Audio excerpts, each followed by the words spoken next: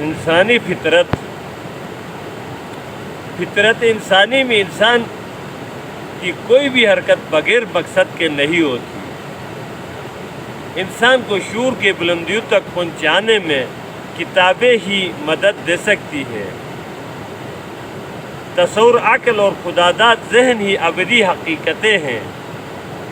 انسان خود غرض ہونے کے ساتھ احسار کا جذبہ بھی رکھتا ہے اور بعض اوقات دوسرے کو قربانیاں دے کر خوشی محسوس کرتا ہے، کیونکہ انسانی عقل جذبات کے غلام ہے۔ عقل وہ چیز ہے جو انسانوں کو دوسرے انسانوں سے ممتاز کرتی ہے۔ وسع القلبی سے انسان کے وقار میں اضافہ ہوتا ہے۔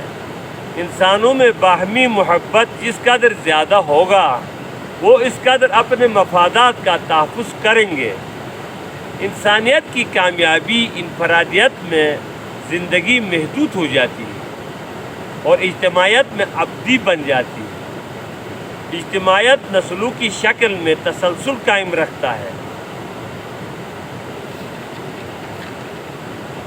انسان کی فطرت کو تربیت کے ذریعے بہتر بنایا جا سکتا ہے، مگر حالات اور ماحول انسانی فکر کا رخ تبدیل بھی کر دیتے ہیں۔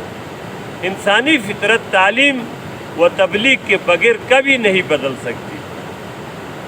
انسان تجسس سے لبریز ہستی ہے جو رات دن اپنے گرد ہونے والے حالات، واقعات، کشمکش سے آگاہی کے لیے ابلاغ کرتا ہے۔ جذبات زندگی کا لازمی حصہ ہے۔ انسان کی عزت و فضیلت عقل کے ساتھ ساتھ جذبات کی بدولت ہے۔ اگر خوشی، غم، محبت، نفرت، ہمدردی کے جذبات موجود نہ ہو تو رشتے ٹوٹ جاتے اور دنیا میں سناٹا چھا جاتا۔ اگر انسان دوسرے کی بات اور جذبات کا مطلب صحیح سمجھ جائے تو دنیا سے عداوت و نفرت ختم ہو جاتی تھی۔